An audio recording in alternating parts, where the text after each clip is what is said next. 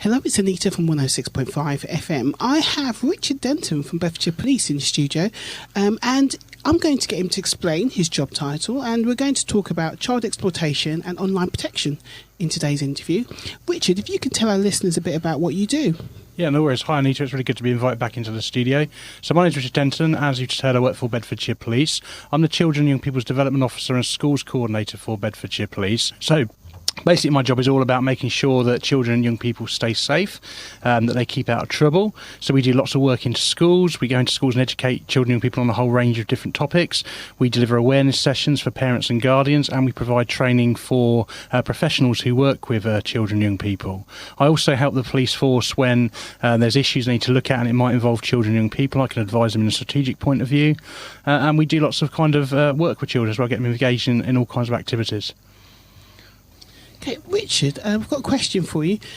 I'm a parent, and I know there's loads of parents that listen to our station. Should they be worried about their children using the internet? I mean, kind of the digital world is a massive thing, and it's kind of down how you as a parent or guardian look after your child when they go online. It's a bit like stranger danger. You kind of talk to your children about what would happen if they're out on the street and somebody approaches them. Well, the same kind of thing happens online. There's good parts of the internet and there's bad parts of the internet as well. The online space is really positive. There's so many great stuff that you can do online, but as I say, there are some bad things as well. The problem with the online world is it's not regulated. No one police force, no one country has got sole control of the internet, and some countries will put a lot of resources into online safety.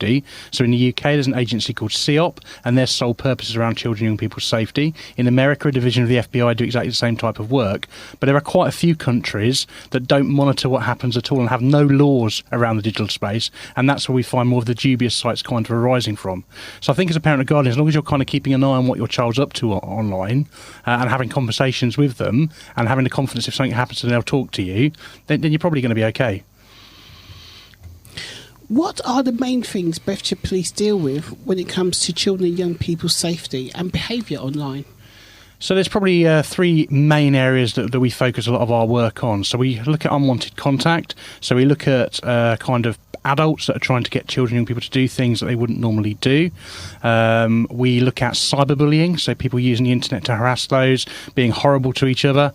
And then we look at probably an ever-growing issue, which is called self-generated indecent images. So it's basically people sending an inappropriate picture of themselves to a boyfriend, girlfriend, whoever else it might be, and then that image ended up going around the whole school. In the last couple of years, the amount of jobs we deal with every day has risen quite significantly around that, and we've seen the age of the child involved come down quite dramatically as well. So we used to deal with jobs involving maybe 15 and 16-year-olds. We now pick up jobs involving 9 and 10-year-olds around that particular behaviour. Really? As young as that? Yeah, absolutely. Because what will happen is, because they're getting the technology a lot younger, Anita, you know, mums and dads are buying mobile phones at quite a young age, or they're getting tablets, and they go to sleepovers, and they kind of dare each other to take pictures of each other that perhaps aren't appropriate, and then they send a picture to somebody in their class, and then within a short period of time, that picture's getting sent around the whole school. So we talk to the children about something called the grandma rule, and that basically goes as follows. Once you've taken a picture, have a quick look at it. If you'd be embarrassed to show that picture to your granny, your great-aunt Vi, your mum, your dad, Anita from Interbeats, then don't send it to your friends and don't put it online because you don't know where it's going to end up. I think I'll use that anyway for everyday life. Really. Yeah, it can be used for adults as well. Yeah, it goes for everyone. Yeah. Okay. So should I let my children use social... I must admit, my daughter's just turned 13. Oh, okay. And on her birthday... Yeah. She didn't even discuss it with me. She's like, Mum... She opened a Facebook account. The time has come, Mum. I'm allowed Facebook when I'm 13. So she just did it by herself. Yeah. And also, I didn't realise there's age restrictions on... Is it Instagram? Yeah. So all of the social media sites, mainly they're aimed for people that are 13 over. So you have to be 13 to sign in. So when you go onto it, you have to put a date of birth. And lots of children are using social media when they're under 13. So when they're going online and setting up the account or setting up the app, they're having to lie about their date of birth. And sometimes children think to themselves, right, I need to lie about my date of birth. I'm not going to put I'm 13. I'm going to put I'm 16 or I'm 18 or I'm 21. It's really, really important if children are using social media under 13, you're under 13, when they put their date of birth in, they actually do say they're 13 years of age, not 16, not 18. There's 3 reasons for that. Firstly, the advertising on social media. As soon as you say you're over 18, you'll start getting adverts for gambling websites, dating websites, all kinds of things that might not be age appropriate for the child to be seeing. The other issue as well is a lot of the social media companies will keep their users safe who say they're aged between 13 and 15. So they might not be searchable by other adult users, or they might not be, or if lots of adult users have got 13 to 15-year-olds as their friends, that'll be flagged up to the social media company. And then kind of the final reasons for us as the police, actually, it helps us out a bit. Because if we arrest somebody that we suspect of inappropriately talking to a child and we bring them into our interview, they might sit there and say, I didn't know the child was only 11 or 12 because their online profile says they were 17 or 18. There are so many social media companies out there, or kind of apps and games and websites they can go on. I think in the last count we've dealt with about 153 different social media. So sometimes parents and guardians can be a bit blinkered and think, oh, it's just Facebook or Instagram or Snapchat or Uvu. But there's loads and loads of different ones out there. What's that? Uvu? Uvu. Have you never heard of Uvu? Uvu? Uvu, yeah. So Uvu's, I mean, as I said, maybe in a little bit I'll give you a website you can go on to that gives you lots of details about all the different social networking sites that children across the UK use and in Bedfordshire that they use. But Uvu is a website you can go on to. You create a profile. You then set up your own Uvu chat room. It sounds exciting, doesn't it? It's all webcam based, so you invite your friends into so you invite your friends into your Uvu chat room, and on the screen in front of you get like 12 little boxes, and in each of those boxes your friend's webcam appears, so everybody can see what everybody else is up to. So it's quite good fun. But the problem is, we sometimes get adults to infiltrate the Uvu chat rooms of quite young girls and do stuff on the webcam that perhaps they shouldn't be doing in front of those girls. Wow, I didn't know about Uvu at all. So it's kind of one, and then kind of Snapchat as well. We get lots of jobs around Snapchat, and that's probably a bit more popular. So Snapchat, you take a picture or record a short video clip, you send it to your friends, you can set how long it appears on your friend's phone for. You put 2 seconds, 5 seconds, 10 seconds. And again, because in the children's heads, they think to themselves, oh, it's going to be gone after a few seconds, it's going to disappear. They think they can send something a little bit more outrageous.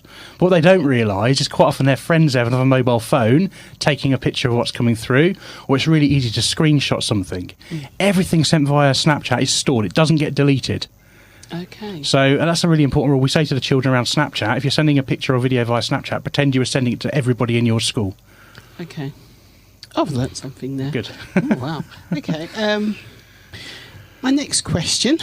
Are there any signs to look out for if your child is being groomed online?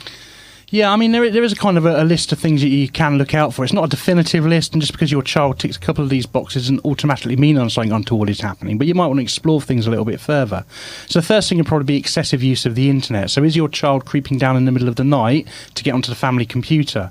Are they sneaking their iPods or their tablets up into their bedroom, and there they are under the sort of covers when you go to bed, logged online? Aggressive behaviour regarding internet usage is also another really good sign. So when you tell your child to come offline, are they kicking off more than you might expect? Because obviously no child wants to be told to come off the internet. Your daughter's probably the same. You tell her to come off, she probably World War III probably breaks out in your house. Definitely. But I'm talking a bit more than that. So they might have promised an adult offender they're going to be online at 5:15, and there's mum and dad telling them they need to come off at 5 o'clock, and the offender might have told a child what's going to happen to them if they don't kind of get online at 5:15. Other warning signs would be maybe using words and phrases that don't quite sit right. They might be talking about sexual stuff. Where's those words and phrases come from? Other bits and bobs might be there might be a new mobile phone in the house. If so, where's that mobile phone come from? Is your child receiving calls and acting strange when they're receiving those calls? One question to ask yourself is, who's ringing your child? Children don't ring each other. They FaceTime, they text. Very rarely will they put a phone call in. So who's making that call, and does their demeanour change when they come off of a call? And then for the older children, do they kind of disappear out the house at the same time every week?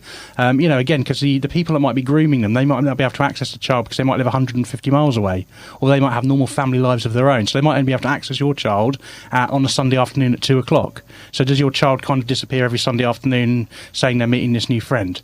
And probably the final thing is, do they keep talking about a new friend online? Do they keep dropping into conversation about this new person they've made friends with online? Okay. Wow. Okay. I've taken all that in. Wow. So what kind of tools are available to keep your child safe then online? Because it sounds quite scary, really. Yeah, I mean, as I say, you're complacent sometimes. Without a doubt. I mean, I say, that's at the very start when we kind of started talking to Anita that, you shouldn't be scared of the internet because the internet is a fantastic resource. There's real loads of positive stuff out there. But yeah, it can be a little bit concerning because you are kind of opening your front door to the whole wide world. If your child has their iPhone or has their tablet or a computer in their bedroom and you're not keeping an eye on it, then anybody in the world can access your child in the bedroom. And kind of, people, we're talking a second about some of the websites that are available, if that's okay, but kind of people, that kind of use the internet to get children to do things they wouldn't normally do. Before the internet was there, they had to physically go somewhere to kind of groom a child. So you'd have to join maybe a uniformed organisation as a leader or a sports organisation as a leader, and there was always a risk that another adult in the room would spot some concerning behaviour. In 2016, the offenders don't worry about that because they've got direct access to the children straight in their houses, most of the time without any adults knowing about it, and a lot of the time straight into the children's bedrooms. So just kind of one thing to be aware of. There's a few websites parent and guardians can take a look at that offer some really, really good advice. So I mentioned CEOP, they're the national agency when it comes to kind of online safety. They've got a really good website called www.think.the-letter-u-know.co.uk, so thinkyouKnow.co.uk, and on that website there's resources for different age children, so you can sit down with your child and you can go through some kind of, there's cartoons and all those bits and bobs. There's also a section on there for parents and guardians if they want some more advice. A couple of other websites, www.netaware.org.uk is a website that's run by the NSPCC, and on that website it has the top 80 games, websites and apps that children and young people in the UK use. So as a parent or guardian, if your child comes home and says, "Mum, can I have a certain app?" and you're scratching your head thinking, "I've literally got no idea what they're asking for and I don't know whether they should have it or not," you can go on that website, you can get it's like a little A to Z menu, you go down to the app you're interested in, you click on it, and it will give you a complete breakdown of what it's about, what the dangers are, how to do the privacy settings, so you can then make an informed decision as a parent or guardian whether you want your child to be using that resource as well. And then finally, the Bedfordshire Police website, we've got lots of advice around keeping children safe online. And if we have any Twitterers out there, you can give us a follow at Youth Beds Police. That's our handle, and we put lots of advice out around digital safety as well. Sounds very good. I'm going to... Yeah, otherwise we have a little handout that we give to parents when we kind of... Because we run a lot of digital safeguarding sessions for parents and guardians, and we have a little handout that we give, so I'll give you a copy of that, and you can do whatever you want with it, Anita. Okay, brilliant. What should you do if your child's been bullied online? Oh, okay, so this is a really interesting one. We're talking about cyberbullying, so we're talking about kind of somebody using any digital technology to be nasty to someone. So it could be sending a nasty text message, it could be ringing someone up saying something nasty on the phone, it could be, putting nasty comments on social media. Biggest issue with that is a lot of children don't know where they're coming from, because a lot of the bullies quite often will be cowards and they won't use their real name. They'll use a fake name or they'll use a fake email. That makes the person worry even more. Now, cyberbullying is such a grey area as well. Who deals with cyberbullying? Whose responsibility is it? Is it police? Is it school? Is it parents and guardians? There's no hard and fast rule around who deals with it. So we've done a lot of work in Bedfordshire actually with the schools. And the way we kind of deal with it is as follows. If the cyberbullying is school-related, and what I mean by that is if as a parent or guardian you can identify who's doing the bullying and it's a child in the same school, we would initially ask the school to look into that, because it's probably going to get dragged into the school anyway, and certainly our local community teams can help out with that. Anything else, you can give us a call on 101, which is our non-emergency number. What will happen is an officer will be booked to come to your address, have a look and see what's been going on, make a decision if a crime's been committed, and if a crime has been committed, then we'll follow it through in a normal criminal investigation. The one really important part is, as a parent or guardian, then please don't be tempted to challenge your bully online yourself.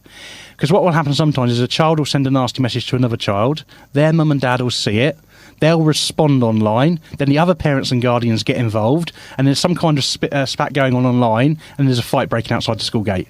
And obviously none of us want that. So best advice is take screenshots, that's your evidence, and either speak to the school or give us a call on 101.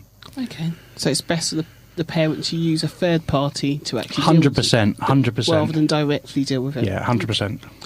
Okay. What are the main tips you would give to listeners to help them keep their children safe online? Okay, so probably as a parent or guardian, there's probably 5 things that you can probably do. So the first thing is, we call it show me. So that's sitting down with your child and having a really good understanding of what websites, what apps, what games they're playing. Because sometimes you don't know what they contain until you actually see them. So, you know, for example, Roadblocks, Clash of Clans, Club Penguin, Moshi Monsters, those types of sites, or games, a lot of parents think, oh, they're just nice, fun little games. But actually, on all of those ones I've just mentioned, and many, many more, the child, can add friends from anywhere in the world and talk to anybody from around the world as well. So it's kind of, the more you understand the site, the more you can potentially spot the dangers and have those kind of conversations. Second thing is probably doing a friends check. If your child is using social media or is on a gaming site or has Xbox or PlayStation, going through their friends list and asking the question, who's that person? Who's that person? If the child can't give a good answer, or it's okay, mum, everyone at school's accepted them, or it's okay, mum, they've got a funny profile, then, do you know them? No. Delete them off. They could be potentially anybody. It's really easy to set up a fake profile online. Checking privacy settings. If they're using websites or apps where they are giving personal information out, making sure the privacy settings are set to private. Fourthly, doing a photo check. So again, looking at the type of images the children are putting online. Are you happy that those pictures are going online? Because what it's like, the children, young people, they kind of see the pop videos, they see the Kim Kardashians, they see the Rihannas, and they want to copy what they see. And I understand that. But we know how those images can be used by adults that like looking at those pictures, but shouldn't be looking at those types of pictures. Sure. So again, the best advice is, having that conversation and, making sure the images are okay.